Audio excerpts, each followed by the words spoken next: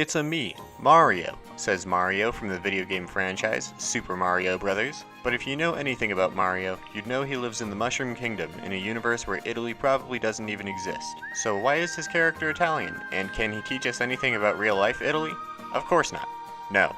But he can serve as a conduit into discussion about Italian stereotypes, and we can also become very popular with Gen Z by asking, why do Mario be like dat?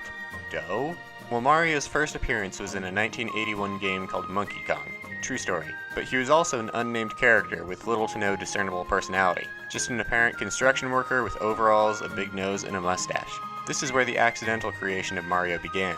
Mario could have looked like anything, but with the graphical limitations of 1981 in mind, Shigeru Miyamoto had some stylistic decisions to make. He decided that with only, 20 pixels? With only like 20 pixels to create a human likeness out of, overalls are simple enough to make out in low detail, a big nose looks much more appealing than no nose, and a mustache looks better than whatever mouth they were capable of. Oh, and a hat would mean he didn't have to draw hair. So already he's looking kind of Italian by accident, but it became official when he was given his name, also by complete accident. Mario was the name of the warehouse owner who had all of the Monkey Kong cabinets in storage, so when Nintendo fell behind on rent, they promised to name their Jumping Man character after him. Therefore, why did Mario need to be Italian? He didn't. But let's look at the accuracy of everything Italian so far. Mario is in fact an Italian name, yes, and a popular one at that. Check. Do Italians have big noses? Sort of. Italy actually has quite a broad variety of traits for the size of the country, but as you go south and the climate gets warmer, you'll find that the noses tend to get bigger. This is because of interbreeding with Africans throughout southern Italy's history, and also possibly because broad noses cool air better than the narrow ones that come from cool climates. Of course, not all Italians look like this though, and people from any region can look like anything, but Mario's large nose is not totally unfounded in the ethnic landscape of Italy. Also, what's up with the mustache? Do Italians really like mustaches? This one not so much. At least not much more than anywhere else these days. This stereotype probably comes from the fact that all Italian chefs do in fact have voluptuous handlebar mustaches. They just do. But now that Mario was given the gift of heritage, he needed a voice. A decade later, as Mario was being adapted from a 2D platformer to a 3D one for the first time, an actor named Charles Martinet showed up late and underprepared for a voice acting audition. This audition turned out to be for an Italian plumber for a children's video game. That's when Charles said, and I quote, "Watch me do something really racist right now." Let's make a pizza pie together. You go get some sausage. I'm gonna get some spaghetti. We're gonna put the spaghetti and the sausage in the sweet pizza. If I catch you with the pizza, you gotta chase me with the pizza. Then we're gonna make a spaghetti meatballs. And so Mario's wonderful, friendly, and stereotypically Italian voice was born as well. But do Italians actually speak like that? I thought they spoke like, "Don't fuck with me, Al.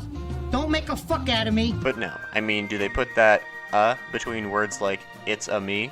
Yes, actually. Of course, English is spoken by a huge portion of Italians, but English fluency isn't as high there as in much of Europe. So when non-fluent Italians speak English, they can often end up using what linguists call a schwa.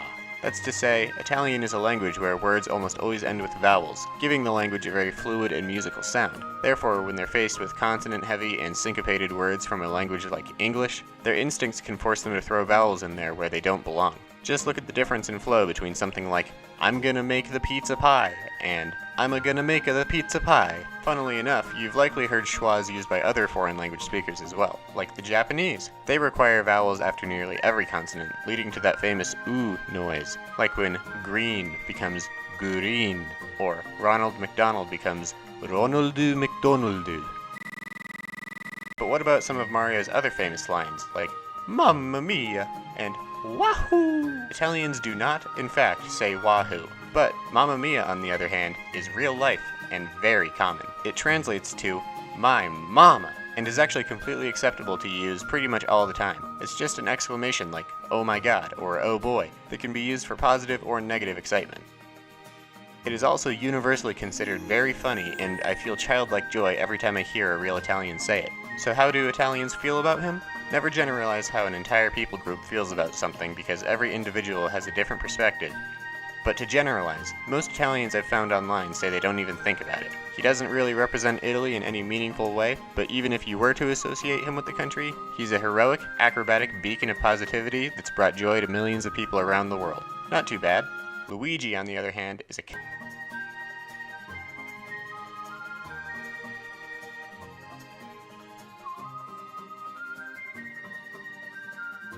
Oh, and this hat is fake. What is it? A fiddler's cap? Newsboy hat? Nope, it's fake.